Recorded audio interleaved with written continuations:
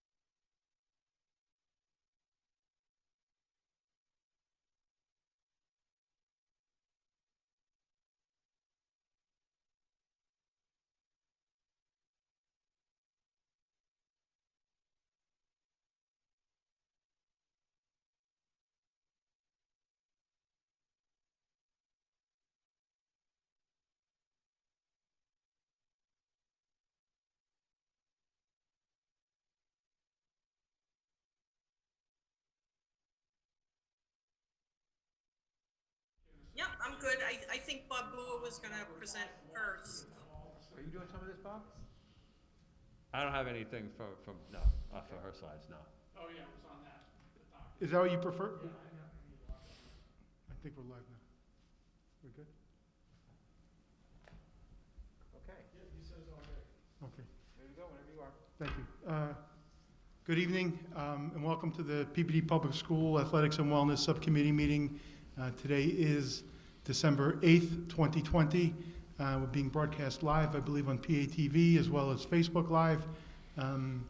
Tonight, along with subcommittee members Joe Amico, Brandy Carpenter, we have with us Sharon Cameron, the PPD Health Department agent, and Mr. Bob Bua, the athletic director for PPD Public Schools, Dr. Chris Lord, our assistant superintendent.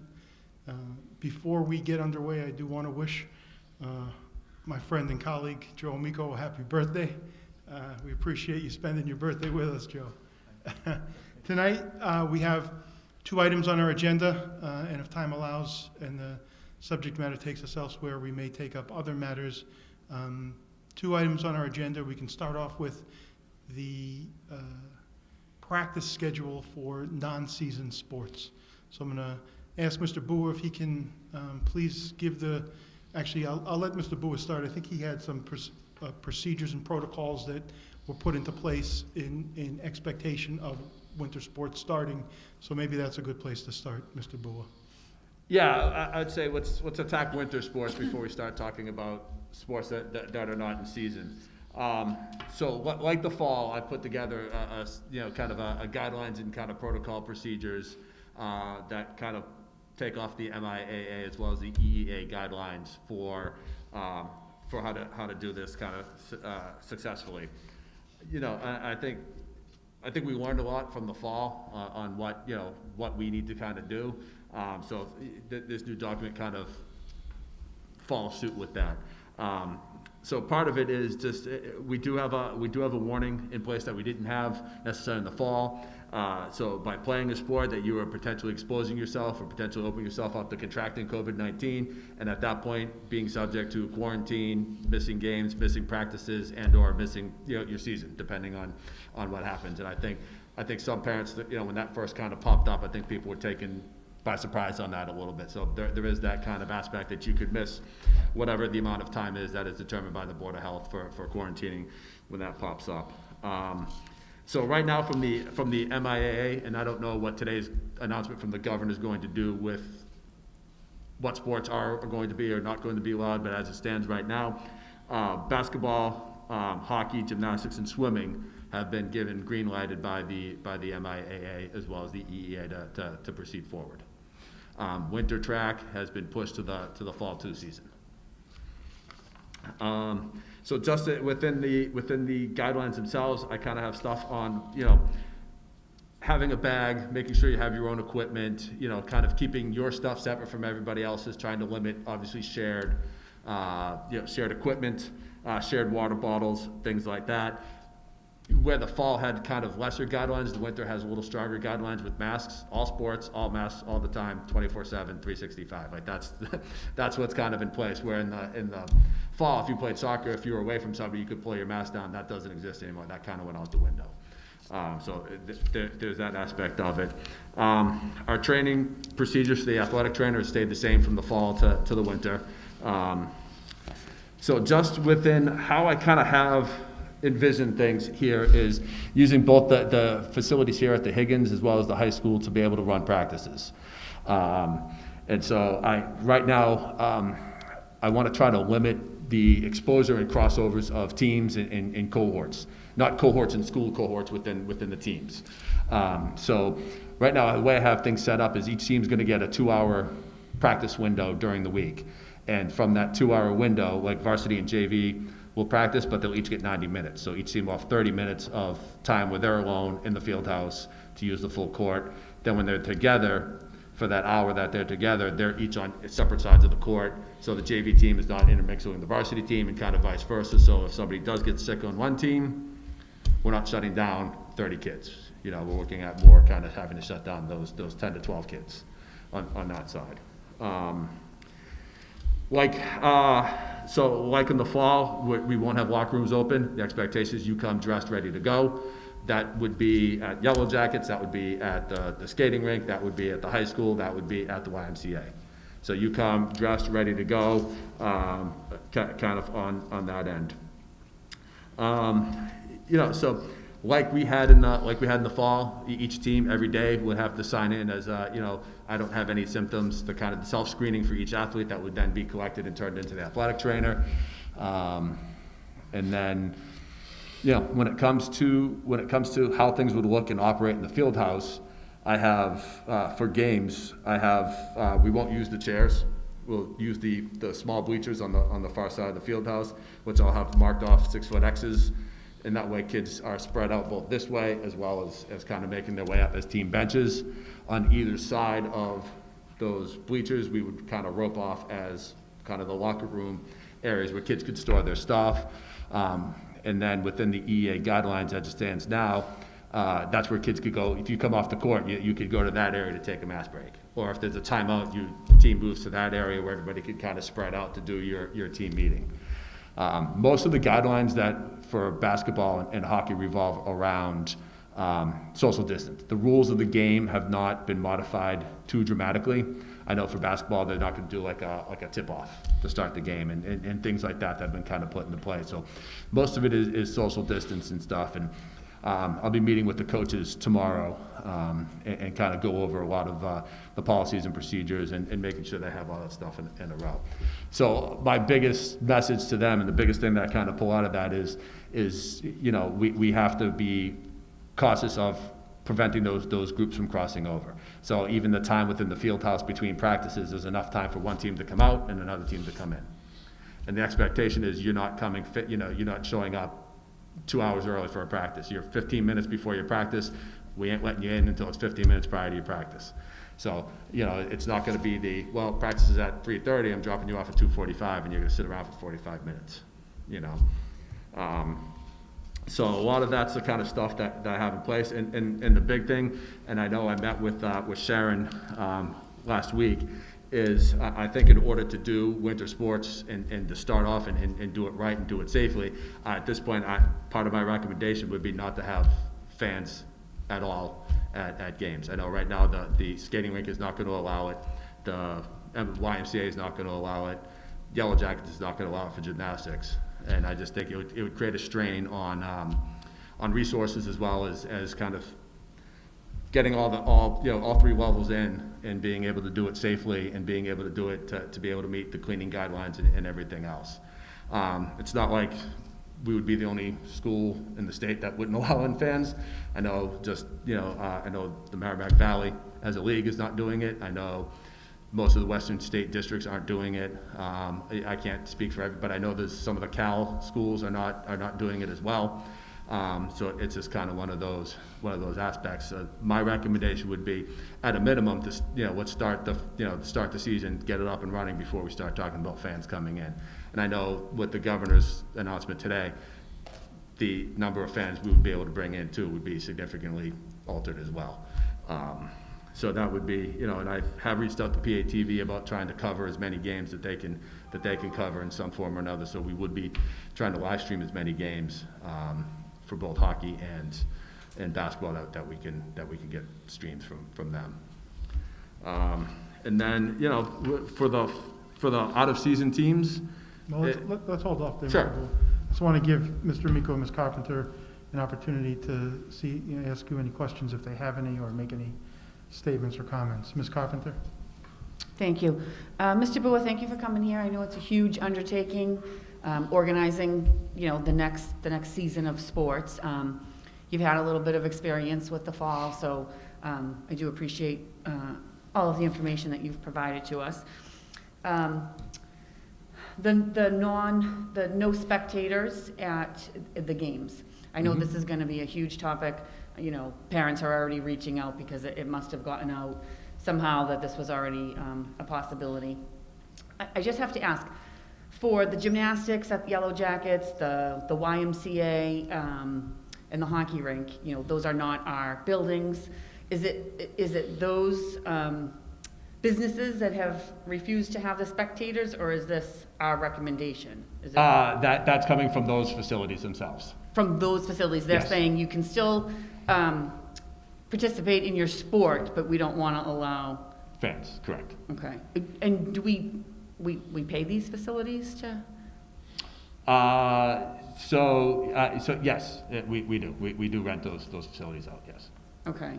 So, I do have a little bit of an issue of the no spectators. I realize that numbers are changing, and I'm going to kind of hold off on this a little bit until we hear from Ms. Cameron. But that is one of the things that I think might be a little difficult, because it is working. Our other sports were having spectators. So I would like to kind of listen a little bit more about this and maybe hear what Ms. Cameron has to say. But we can't guarantee that PATV will be at all of these events. Correct. So, even just one, the field house, the Peabody High field house is pretty big, to have at least the one parent coming in for a basketball game.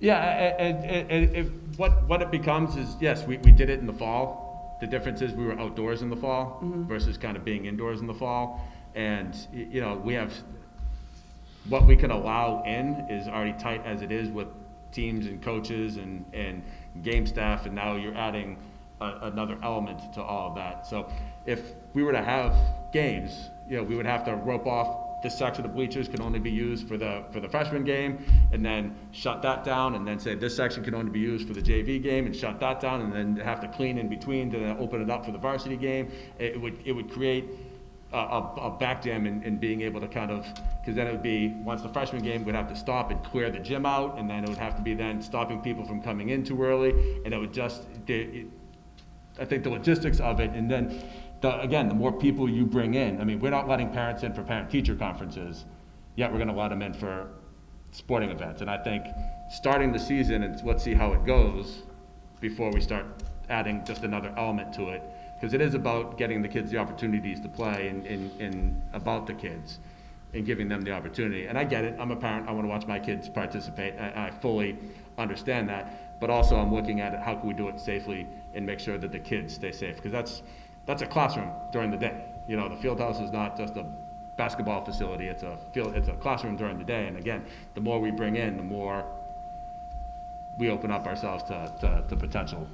Right. No, exposure. and I totally understand and respect that. I'm just looking at some of the other ways that these facilities have already accommodated those type of things. Right. That they've already been, it's already been happening in these places where they're letting spectators and different people in. I feel like those things are going to be changing soon, which is why I'm kind of holding off to kind of listen a little bit more. Yeah. But places like the hockey rink and the Y, they they've already established those protocols on how to let people in. So I think I just want to let this meeting proceed a little bit further and then maybe touch back on this as more information comes in. But it is definitely something that's out there that people are concerned with.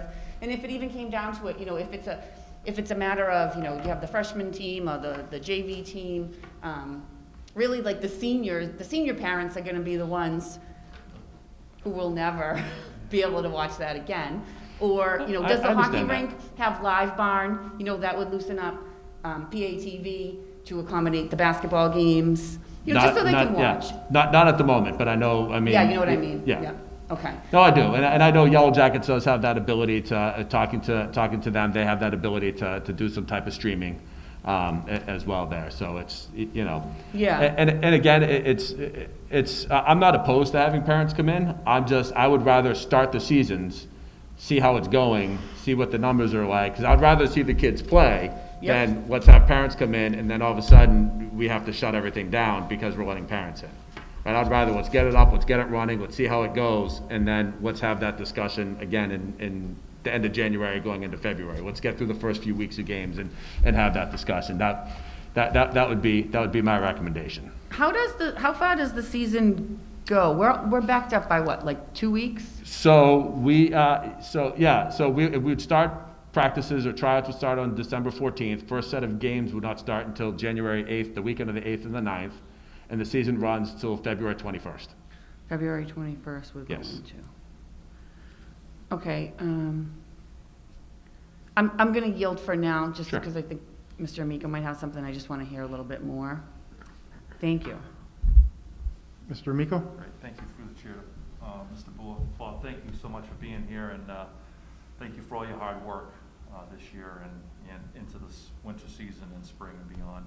Ms. Carpenter, you bring incredible points. I can't, you know, I was having a discussion the other day with a colleague of mine, and I can't even imagine as a student athlete missing my senior year in high school, or getting backed up or having all these restrictions.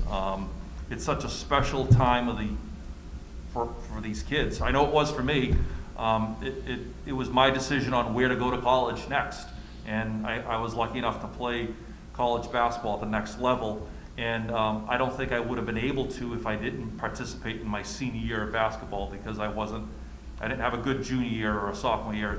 It was when I was a senior that I developed into a pretty good ball player and beyond, and all the great relationships, lifelong friends that I met in college because I went to that particular college, Suffolk University. So I can't even imagine what these kids are going through, and parents who are dealing with this. With that said, Mr. Boer, again, thank you, and if we can, any which way, live stream as many games as we can, whatever we need to do. If you could reach out to the superintendent's office, central office, they can get back to us and we can figure ways to get as many games on TV, on live stream as possible. I too believe parents should be there watching their kids, especially senior parents. If it comes down to maybe numbers, I would support senior parents having first priority over juniors, sophomores, and freshmen, depending on, because that, for many kids, this is their last year. They may not, more than likely, they may not play college ball. Some will, most won't. So if we can prioritize that, if we do have fans in the games, that's the way I would want to prioritize it. Of course, Ms. Cameron, our public health, she's just amazing, and I would want to get her opinions on this before we make any decisions as a body. Science has been right in this, and she's been a great asset to the city of Peabody. I think she's the best public health person on the North Shore at this point, and she's proven herself over and over. So I'd like to get her thoughts on this.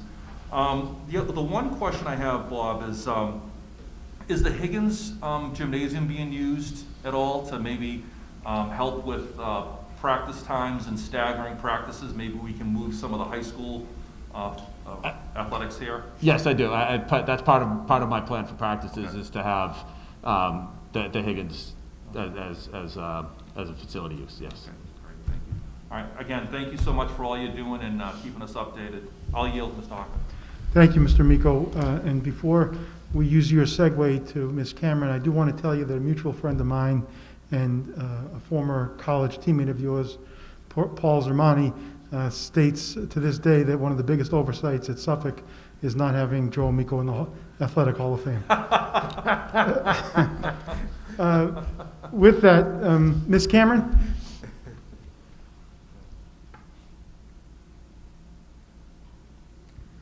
Hi, Ms. Cameron. Welcome to our meeting. Okay. And thank you for being here tonight. I know you're extremely busy these days, and as Mr. Miko said, and I hope you heard, we all here at the school committee think you're doing a fantastic job keeping not only our students and staff safe, but our city as safe as possible. We see the numbers. We realize that there's an uptick, to state it mildly, in COVID-related cases. So we ask you here tonight to give us your insight and input and knowledge as far as athletics for the fall 2 season. Sure. Well, thank you Excuse very me, much. the winter season. I apologize, I misspoke. The winter season. Thank you, and I appreciate the opportunity to speak with you tonight. I've had a chance to meet with Bob Boa and his staff, and they've shared their plans for modifications to the winter sports season to comply with the state and the MIAA protocols. And in my opinion, the plans that they've developed do comply with all the required protocols, and I have full confidence that the team at Peabody High School will implement those plans appropriately. The concerns that I have relate to the significant increase in community-wide transmission of COVID. This is happening throughout Massachusetts, but we're seeing really dramatic and concerning increases here in Peabody. In my role as public health director, my priority is to safeguard the health of all Peabody residents and to attempt to mitigate the impacts of the pandemic on our community. I also prioritize, as all of you do, taking whatever measures we can to ensure the ongoing success of our hybrid learning model. We all recognize the benefits of providing as much in-person learning as is safe and as possible for our students. I'm concerned that given the surge of cases at this point in time and the additional surge that we expect to see from holiday gatherings and travel, that moving forward right now to start high-risk extracurricular activities will increase the rates of transmission in our community and potentially jeopardize the hybrid learning model. So I wanted to share with you some data as well as some of the observations from the trends we've been seeing over the past several months. And this first slide shows the average, this is actually the number of new cases we've received every day in Peabody since the pandemic has started. And you can see back in April, we had our first surge. And now here in November, we're having our second surge of cases. So not only is the surge really high numbers, but the other piece that really impacts the community is back here in April, everything was shut down then. So all of these cases that we were seeing, they were really only affecting 1 or 2 other people, usually members of their same household. That's no longer the case. So here in November, when many sectors of our society are open, every single one of these cases has multiple contacts, whether it's in a work setting, a school setting, a social setting. It's not unusual at all for us to now seeing 10 or more close contacts for every single one of these cases. So the impact in our community is very different than what it was back in April. Could we have the next slide, please?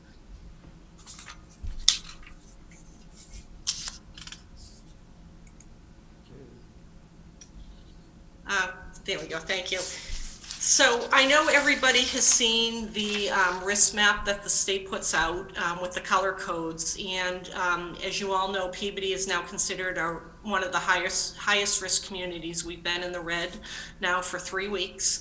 This is one of the 2 metrics that the state uses to define who is a high risk community. This is the average new daily case rate per 100,000 residents. So last week, the last reporting period, Peabody's average new daily case rate was 58 new cases per 100,000 per day. I anticipate when this week's report comes out on Thursday that we will be at 85 average new daily case rates. And just for a little perspective, the cutoff that the state uses to define a high-risk category is 10. So we will be 8 times higher than that high-risk cutoff. And you can also see that the right side shows a similar trend in Massachusetts, but at much lower rates of increase. Can I have the next slide, please? The second metric that the state uses to characterize the community is the percent of lab tests that come back positive within the past 14 days. And again, you see the blue bars are Peabody and the orange is a statewide as a whole. So we're both trending up, but Peabody's rate of positivity is significantly higher and increasing at a faster rate. The cutoff that the state uses to define a high-risk community is 4%, and last week we were about 7%, and I expect that, I don't expect that we'll be trending in the right direction when they release this week's data report. Could I have the next slide, please? I also thought it was important to show Peabody is not unlike any other community in this state. This pandemic is really having disproportionate impacts on our communities of color and our immigrant populations. In Peabody, about 3.5% of our population is Black or African American, and about 10.5% is Hispanic. Yet 3.4% is Black, but they represent about 6% of our cases. And the Latino population represents about 13% of our cases. And people who speak Portuguese as a primary language represent about 17% of all cases here in Peabody. So I think it's really important as we evaluate policy decisions in our community that we do keep a mind on issues of health equity. Could I have the next slide, please? I wanted to just show you the trends in age groups. Over the months of the pandemic, the median age of cases here in Peabody has decreased. Back in April, the median age of our cases was about 62 years old. In November, it's about 42 years old. If you look back here in April, 2% of our cases were in the under 19 age group. By July, we're up to 5%, and now in November, we've at 12% of all of our cases in Peabody are among people under age 19. Could I have the next slide, please? So this data comes from our contact tracing efforts in the Peabody Public Schools. So I wanted to show you the blue bars represent people in isolation. And isolation means people who are actually sick with COVID themselves. They have the virus. Since we opened schools in September, we've had 20 staff and 105 students in isolation. The orange bars represent people in quarantine. And quarantine people means people who are not sick themselves, but they've been exposed to somebody with the virus. They're at risk of becoming sick themselves, and they're at risk of transmitting the virus to others. So they need to remain at home. So we've had 33 staff and 295 students who've had to quarantine over the past few months. The average number of close contacts we've had per student case is 2.4, but the range has been from 0 to 39 close contacts. The average number of close contacts per staff case is 4, but the range has been 0 to 26 close contacts.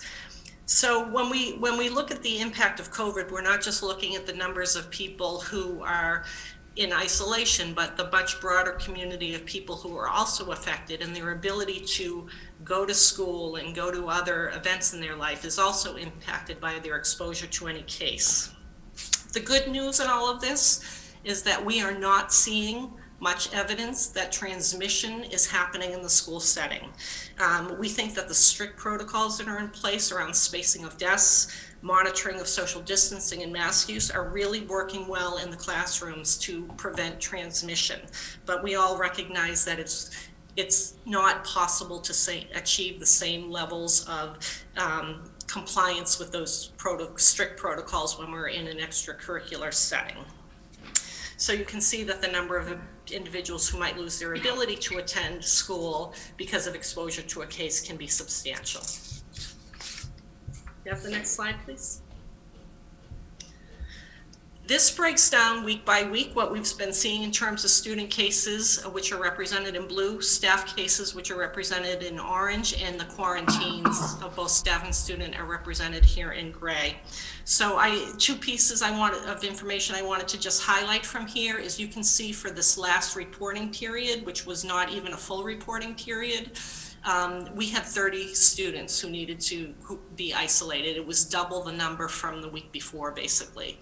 So that's a significant increase. The other piece of data that jumps out at us is that back here in mid-October, when we had 88 folks who needed to be quarantined, a significant proportion, 35 of these 88 people had to quarantine as a result of participation in 2 sporting events. There was one indoor event and one outdoor sporting event that resulted in 35 people needing to be quarantined. And it's important to remember that these are just the Peabody numbers. There were dozens more students on opposing teams who had to quarantine in their home communities as well. So again, you can see their potential for significant impact.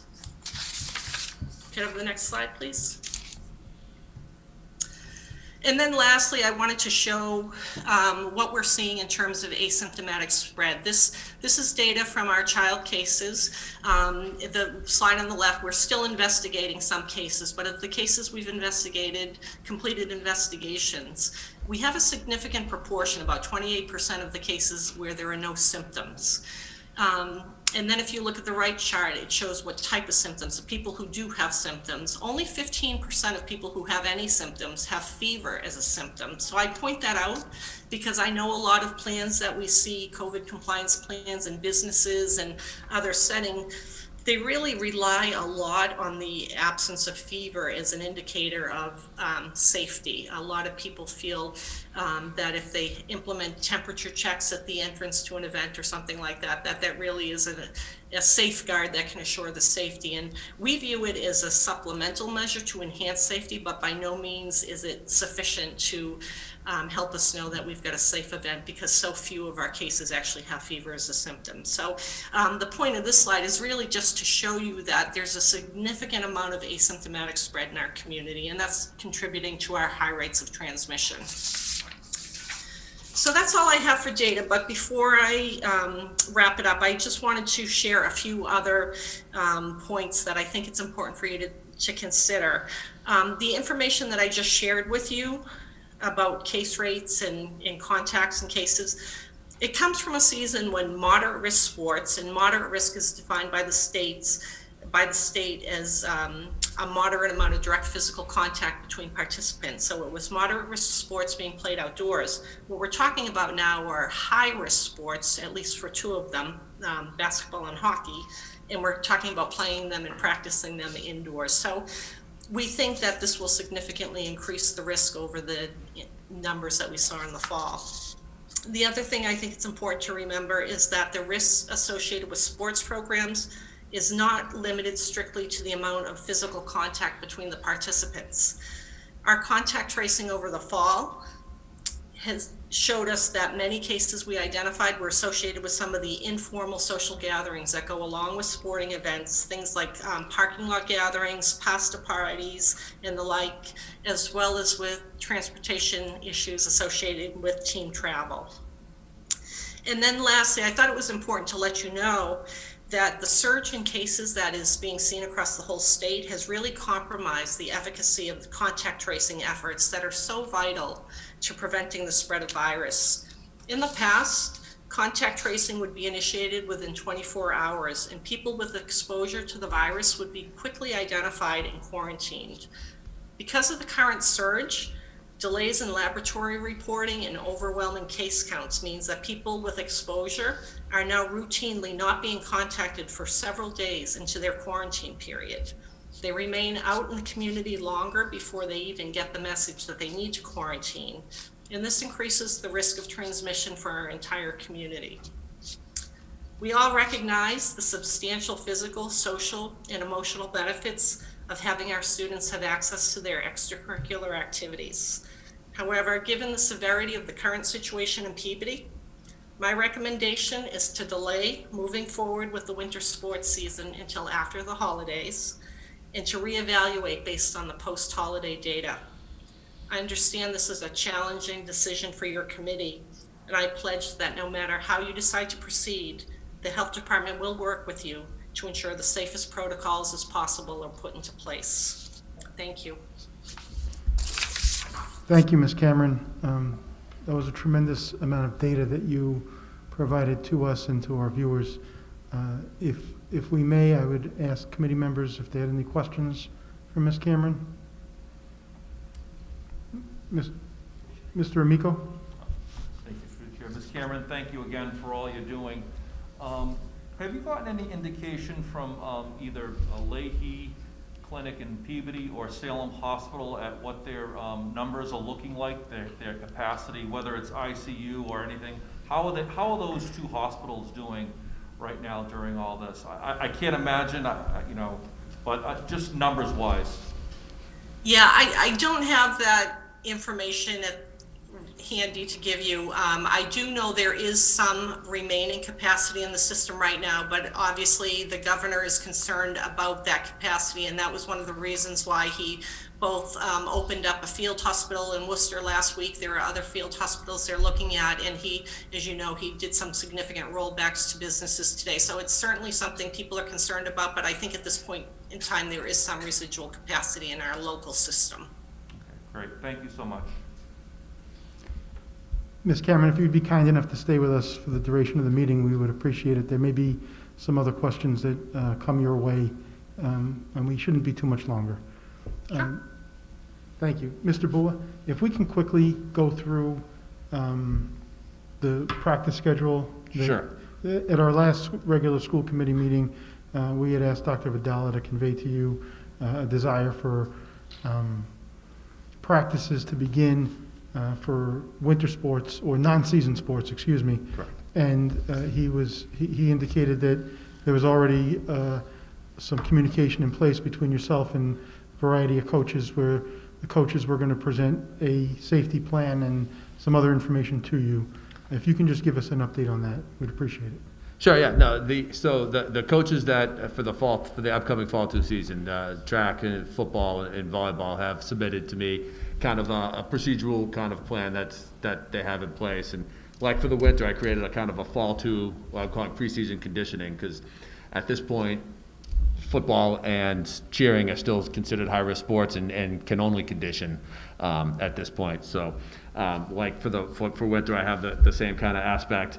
Some of the kind of the differences is kids that are not playing, if you're playing a winter sport, you should not be, you can't do a fall 2 conditioning. So if you're a football player and you're playing basketball, the football stuff, you're getting your conditioning by playing basketball. Right, so I think that needs to kind of be clear. Because again, the idea is to create cohorts. So when I've met with Coach Braz, and I've met with Coach Betancourt, and I've talked with Ms. Keene, but the idea is to create cohorts, especially trying to keep football and track outdoors as much as possible, because we can get away with more people outdoors than we can inside the field house.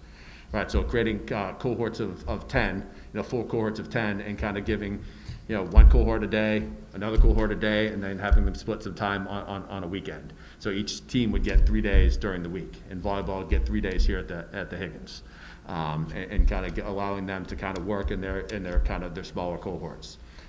Indoors, we can't have more than 25 people with coaches in the building. So obviously, coaches would have to decide what cohorts are going to practice on the days if they have to go inside because of weather, or have to be inside for a long period of time because of weather. So I do have a practice plan in place that would allow 3 days a week for those teams. Okay, thank you. And is that plan in place, ready to be implemented?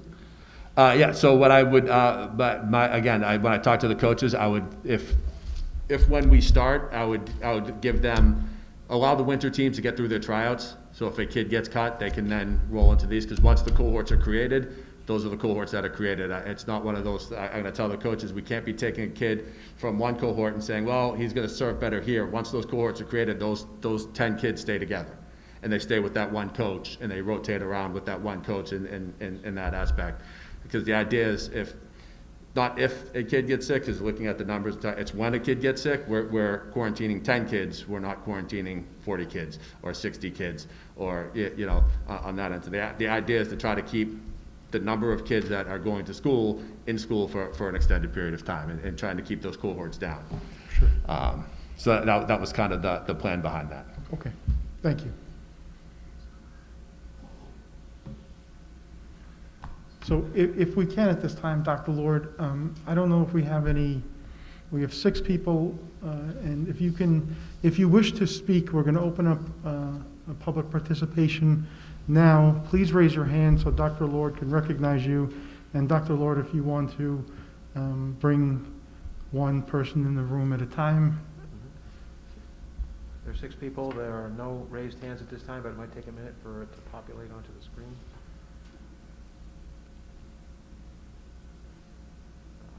B.L. Page.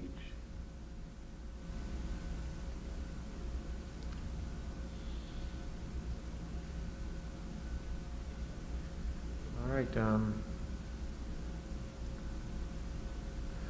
B.L. Page, if you could unmute yourself and speak to the group, we're listening. And Bob, if you can just start with your name and your address, we'd appreciate that. Hello, this is Bob LePage, 7 Fitz Road here in Peabody. How can we help you, sir? I just wanted to, first of all, thank all the administrators involved, Mr. Bua, for putting a plan in place so that these kids can have a winter season. I know, I can imagine the amount of effort and some of the difficult decisions that you've had to make. I'm sure the no spectator decision was not an easy one. I just would like to ask if you could, I know there are a number of other leagues, the Middlesex League and the Merrimack Valley League, that have also, along with the NEC, are not allowing spectators. The Patriot League, towns in the South Shore like North Quincy, Brockton, Situate, Hingham, those towns, they, have come up with a plan that is going to allow for spectators to attend their games. I'm not sure if you can, if the NEC ADs can talk to those guys or talk to those towns about a plan that they have in place. They must feel that it's a good plan to allow for the logistical, movements in and out of these facilities, whether they're rinks or basketball courts. It's a tough one to swallow. As the parent of a senior, it's just a tough one. So hoping that there's some room to take a look at this again and maybe talk to some of these other towns as to how they're going to approach things and approach things safely, because the state does allow for that provision. The EEA, I'm sure, everybody knows. I know it's going to be dialed back some, but still, these are big buildings. You would think that there could be a way, some solution to allow some spectators to attend these games. Thank you, Mr. LePage. So that's my question. Thank you for listening. Thank you. Thank you, Mr. LePage.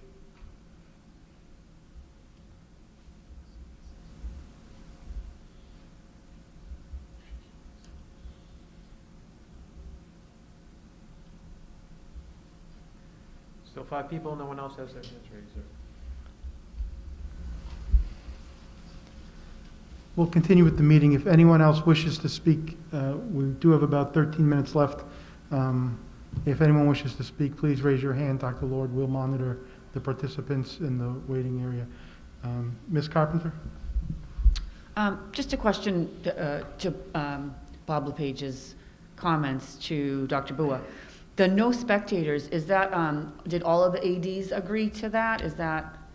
So what we agreed upon as ADs is no outside, no like home fans only at your event. So again, we as Peabody parents, we couldn't go to Beverly to watch a game. We couldn't go to Danvers, Swampscott, wherever to kind of watch a game. The rink, the YMCA and Yellow Jackets, that's their policies at the moment, is to have no fans into their facilities. Partially talking to the rink because they are not using locker rooms. In a sense, when you have, back-to-back-to-back games, teams would be finishing up on one side of the ice, other teams would be coming in, and it's just a matter of the safety for the athletes that are involved. It's kind of a big majority of that. So the game before they're coming in, they need a place where they can go and they can get ready for their game, and then other teams would leave out the backside and then kind of rotate through. So the aspect of being able to do that safely was a lot of their decision on not allowing in fans. Yeah, and I do respect that, and I do think it's something that we really should tease out a little bit more. I do respect your thought process on maybe, giving it a week or two and we can revisit it. I will say, from my own personal experience, as a mother of a few athletes, and these organizations and these sports have been playing, as you all know, all along in some other form or fashion, not in school. And I will tell you that the rinks and the courts and the gyms have figured it out. They do have a process. And, there's the kids that are getting dressed in the freezing cold outside before a hockey game, basketball, they're getting, changed in by their trunk. Some of the rinks are allowing 2 parents, and it definitely depends on the size of the building. And they have them taped off. It's definitely happening, and it does work. But I do respect the position that we're in right now. And if the board, that's the way that we're going to go, I would definitely want to revisit it, after a week or two, because I just feel, just from my own experience, that it can be done. Just because I'm doing it right now. And I don't disagree with that statement. I also look at it as being indoors as compared to being outdoors as just an extra element of risk factor, I think, with all of this. And my biggest concern right now is to make sure we are creating a safe environment for the student athletes. Absolutely, I agree. Yep. And I get it. Again, I'm a parent. I go to all my kids.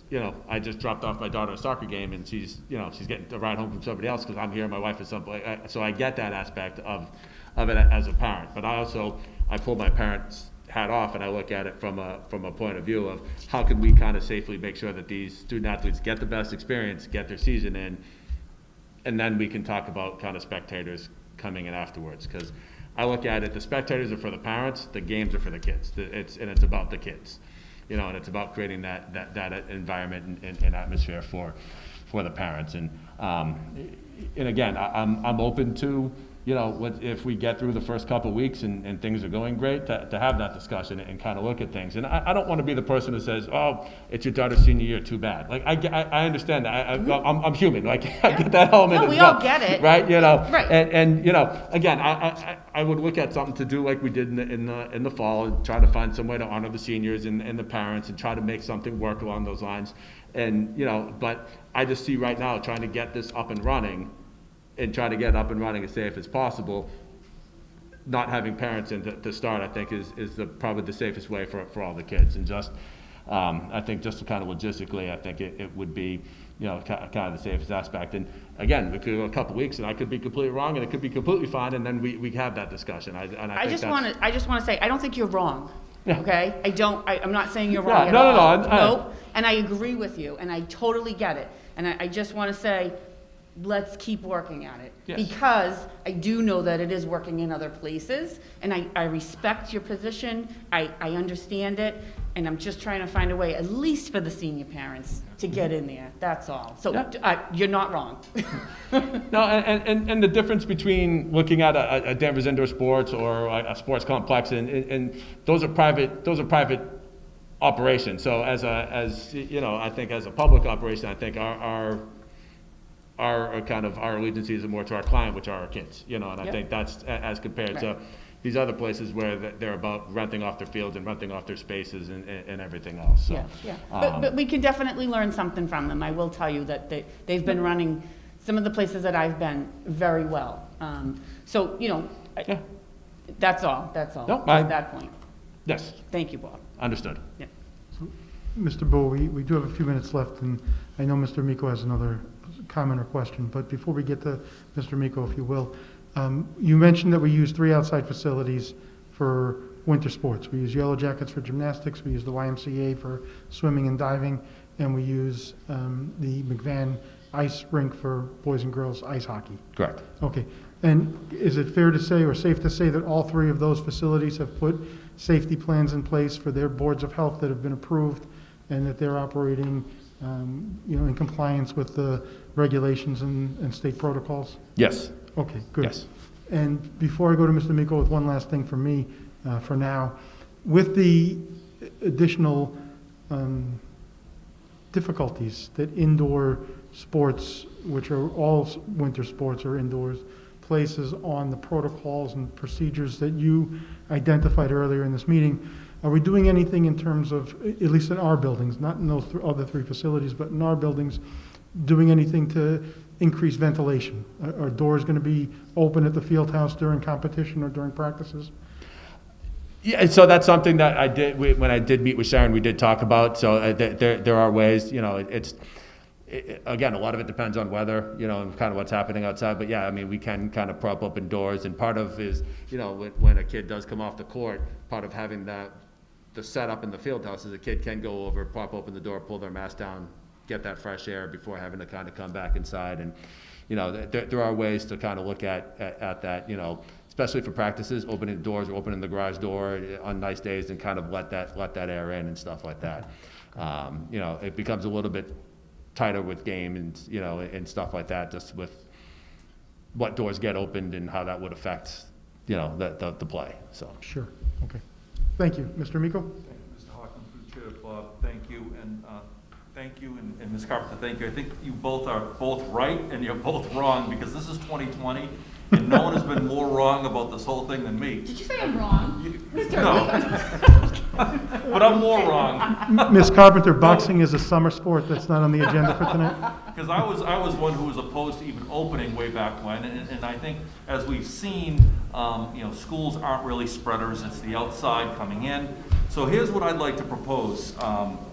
I'd like to propose that we listen to the recommendations of Ms. Cameron in regards to start dates, but I also think that we should really strongly consider having parents of seniors at the athletic games, even if it's one per senior. I'm thinking about basketball, hypothetically.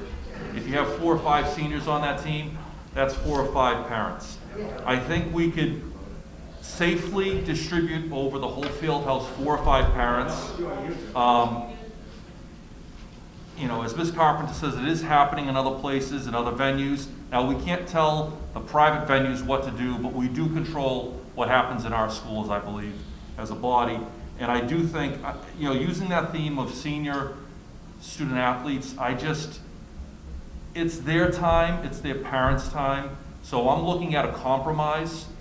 Let's shut down the fans for games except for 1 parent per senior. I think that's a fair compromise. It still allows your freshmen, sophomore, juniors next year, the year after, and their parents to watch them play in person. But schools are still opening. We're not shutting down schools. If we can safely move students in and around the high school, 700, 800 of them at a time, I think we can have 4 or 5 parents at either sides of the gymnasiums watching their kids from 150 feet away. That's something I can't get over. If we're gonna keep buildings open, we gotta have a little bit of compromise on the athletics, just a little bit to help those senior parents. I'll yield.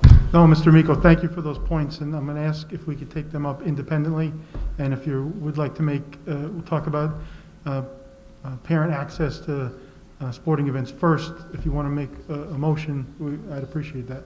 Sure. Did you, on the dates or? No, just on the parents' ability to spectate. Sure, I'd like to make a motion to allow 1 parent of each senior participating at a varsity sport to attend that particular game. Second. Motion made by Mr. Amico, seconded by Ms. Carpenter. Mr. Boole, we usually don't go back to non-committee members, but out of deference to you and respect for your position and the difficulties of this subject matter, Mr. Boole. I would just like to add this, that would be at the high school, correct? Not, I just don't want, I want to make that clear that we have no control over what outside venues do. So I just want to make sure that that's clear on that. I can amend that motion as for any facility that we, as a school, run. So that would be the high school. Thank you, for the amendment, Mr. Amico. I'm assuming Ms. Carpenter Yes. seconds the amendment. Yep, that's Any fine. discussion on this? Mr. Amico? And the reason why I say that is, again, we can't control policies in other buildings. I don't know what their policy at Yellow Gymnastics is, Yellow Jackets, I believe.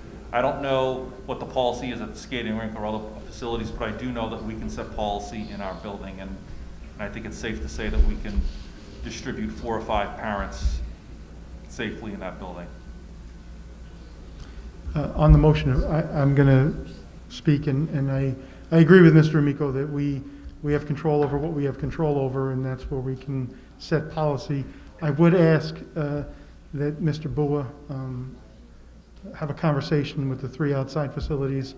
If you have already, if you can revisit it based upon well, this is just a subcommittee vote. We'll take up a full committee vote at the end of, towards the end of our regular school committee meeting later on tonight. But if the regular school committee votes in favor of this motion, I would ask that you have conversations with the outside facilities, and the school committee, if that's the way the vote goes, would strongly appreciate the ability for limited parent spectating for those seniors. So, on the, Mr. Miko, on the motion? I had one more item on that. I would like to set up some kind of a, whether it's through our athletic department or in conjunction with our public health department, to have a Zoom call with the senior parents who will be attending those events to go over strict policies and have a 0 tolerance policy to be addressed during that time. Thank you. Mr. Miko's motion is further amended. Ms. Carpenter? Yep. Seconds.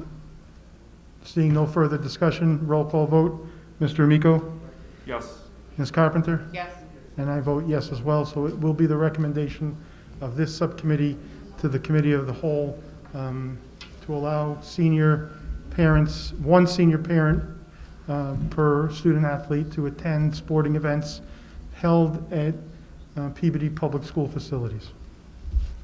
On the second matter, which I think Ms. Cameron raised about the delay in the start of winter sports, do either of you wish to make a motion in that regard? Mr. Amico? I will. And the reason why I'll make this motion is this is all about, giving a little to get a little, give a lot to get a lot. And I think we're in dire straits right now. If we don't have compromises right now, things are going to get really bad, and we're going to shut down, and we're going to be back where we were last March or April. That's my fear. I hate doing this, I'll be honest with you. I hate doing this. I hate moving this. I think we have a duty to not only our students and staff, but we have a duty to the whole community, as Ms. Cameron said. So I'll go ahead and make a motion to move the start date to January 4th for athletics. Motion made by Mr. Amico. Is there a second?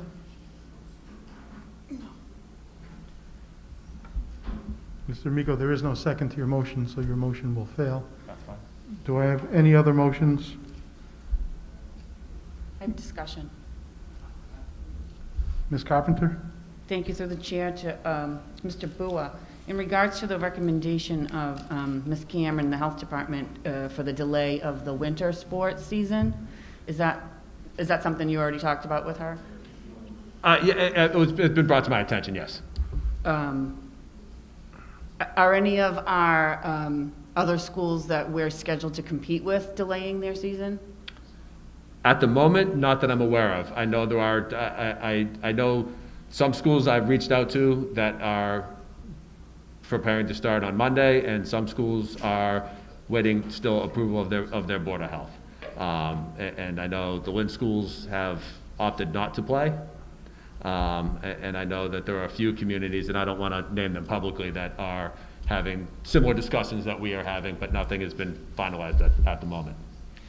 And with that delay, it would be, what would that be, a 3-week delay? What was- So you have 2 weeks 2-week from delay? when you start before you can play your first game. And when are our first games scheduled for? As of right now, they're scheduled to start on the 8th and 9th of January. And if we delay 2 weeks, are we supposed to have at least 2 weeks of practice before Correct. the first game? Correct, yes. So that would push us back Yeah, you'd be probably looking at anywhere from two, 3, or 4 games, depending on what it is, to have to reschedule. okay, I just wanted to Per double check. sport, by the way, except for swimming and gymnastics, so they only go once a week. Okay, but currently, nobody else has delayed their season? Not that I'm aware of within the Northeastern Conference.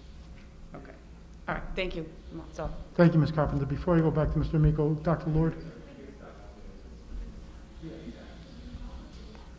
Mr. Amico? Sure.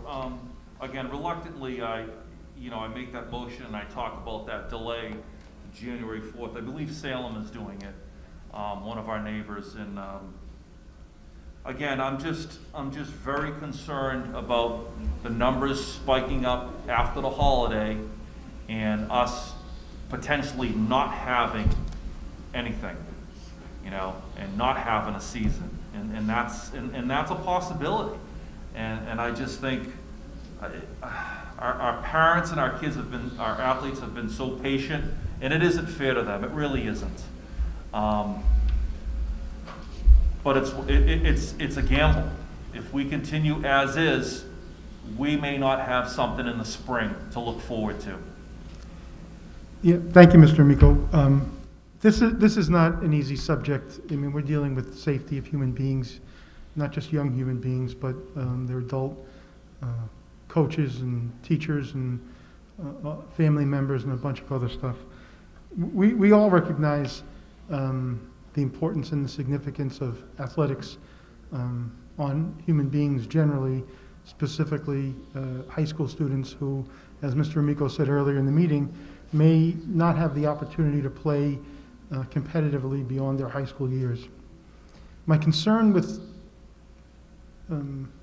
Ms. Cameron's recommendation, and all due respect to Ms. Cameron, I've praised her for many years, but publicly for the better part of this year, for all the work that she's done, and it is appreciated. But my concern with the delay is that we have the Fall 2 schedule already in place. And the Fall 2 schedule is a very, very tight window, starting at the end of February or beginning of March and running through some point in April. And spring sports are already pushed back to begin at the end of April and run through, I think, the beginning of July, after school's even out. While I appreciate Mr. Amico's remarks as well, and the risk we run with losing a season completely, 2 weeks out of a 6-week schedule, which is really all this winter sport participation is extremely significant. So it's really for those reasons that I would prefer to see us begin the winter season as is currently scheduled. Now, that being said, one area that we do have some luxury is we have another school committee meeting before games are expected to play. And we have the ability to relook at this. But if we don't go forward, practices don't begin, and then we lose the opportunity to participate.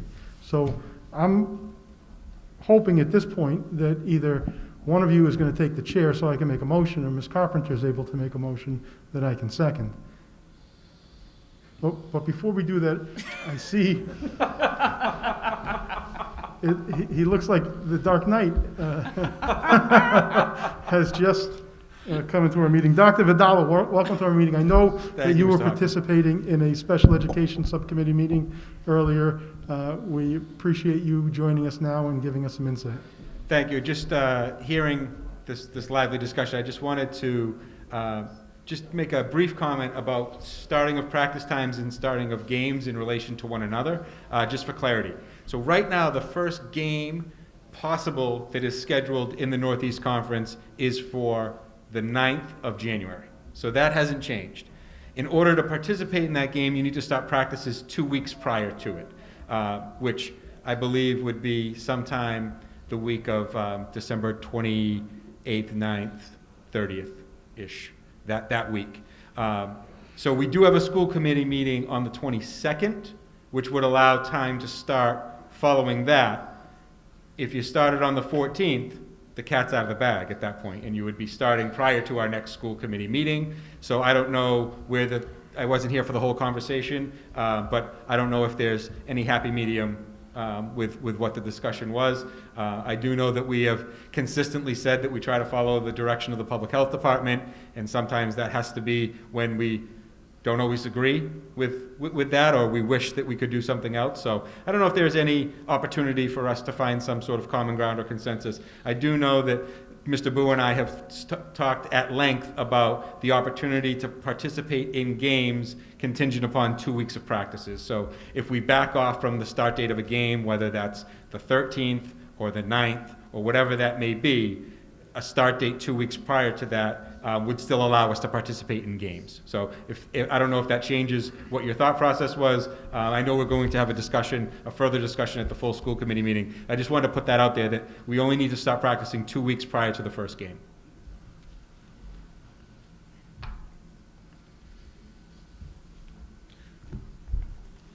Dr. Lord, before we go on with this conversation, are there any other participants with their hands raised? Okay. Would you like me to take the chair, Mr. Hoffman? Sure. Mr. Miko, would you like to speak? No, that's fine. Okay. Okay, you may speak. So what Dr. Vidala says, I didn't say you were wrong, by the way. what Dr. Vidala says does make a lot of sense. As we've become accustomed to already in his brief tenure here. If we can push this matter over to our December 22nd meeting and not necessarily interrupt scheduled play. So I'm inclined to when Mr. Miko continues to talk about compromise, I think it's his word of the night. I'm inclined to accept that by way of compromise, so long as it doesn't impact the ability to participate. And that's what I'm hearing from Dr. Vidala, and I think Mr. Bua is that? Yes, correct. You have to have 2 weeks prior to your first contest. All right, and before I make this, if I can ask Mr. Bua, and I realize, well, have you had that conversation with coaches, or what are the coaches' positions with regard to beginning of practice for winter sports? I have not had the conversation with the coaches. I was waiting for the outcome of today's meeting. Okay. I'm planning on meeting with my staff tomorrow, and part of it is to discuss the recommendations or what comes out of this meeting today. Okay. I will tell you this: coaches are ready to go. Coaches are ready to go come the very first day of anything. My basketball coach is ready to go November 30th, right? So I mean, they're on that end. I mean, I know just looking paperwork wise and logistics wise, the number of kids that we have that sign up every year, we're not even close to those numbers. Yeah. The number of kids who've turned in physicals, the number of kids who have done a lot of the paperwork stuff has not fully been. Has been done. So if we do start Monday, there's a lot of kids who aren't going to be able to participate that probably want to. Okay. I'm doing a horrible job at managing this meeting, particularly in terms of time. So Get off the chair right now. Yeah, so let me take over. I think Ms. Carpenter, who is the chair, wishes to speak. So Ms. Carpenter. Just to that point, I kind of feel where this might be going, but my thought is, in the words of compromise, by possibly pushing it to our next school committee meeting, but still yet making the 2-week cutoff, why wouldn't we just move forward and let it start on the 14th, make that week a non-contact practice week, and then figure out where we are? So you're talking about a conditioning type? Yes, and then they'd still have the time if we're gonna start on time. Just on that, because of the number of kids that we are allowed to have in the field house, not having, having those first 3 days of tryouts and having that organized within cohorts of 15 to 20 kids to make it manageable for, to meet the guidelines, because we can't have 80 kids in the field house trying out for basketball. All right, so that just, the guidelines don't allow that to happen. So if we're gonna create that week in which, non-contact practices, who's allowed to attend? Right, because then you have kids that, some kids are gonna be able to attend, some kids who aren't, and then you go to make tryouts, and it's like, well, they've been running for a week, and I just think that creates kind of a logistical nightmare. I just think in the sense of who gets to participate, who doesn't get to participate, because now you're looking at, we have to have a limited number of cohorts to begin tryouts anyways, and I think it would just kind of, now we're saying we're having these optional practices, and then who, out of the 22 kids, how do you pick the 22 kids? Which you would have to do anyways on the 21st, 22nd, right? For tryouts. Yeah. And that's because we'd have kids that are signed up and ready to go, but then we'd be creating cohorts and eventually cutting kids down to a team of 12 to 15 kids, not 30 to 40, 50 kids, whatever it might be. I'm just not there right now. I'm sorry. I just don't see it. I don't know what's gonna happen with the other, I don't know how they're gonna accommodate our schedules. Will we miss games because of it? Is it an actual concern? Mr. Hockman? I make a motion that winter athletics tryouts practices begin December 14th, 2020. You can second from Yeah. So we'll bring that to the. roll call. Mr. Amico? No. Ms. Carpenter? Yes. And I vote yes. Mr. Bua, Ms. Cameron, obviously that was a difficult decision that we just made, and it's no disrespect to you. We appreciate your hard work. I can tell you that this committee struggles every single day with some of the decisions that we make. This will be one of them. We try to do our best for our students, our faculty, our staff, our administrators, and the city in general. I'll leave it at that, I guess, okay? I appreciate your time tonight. You provided us with an hour and 15 minutes. I know it's valuable time, so I appreciate you giving us the insight that you have. This will be further discussed at our school committee meeting that will immediately follow this subcommittee meeting. These are merely recommendations coming out of the subcommittee. Permission to speak? Mr. Bua? I'd like to thank Sharon Cameron.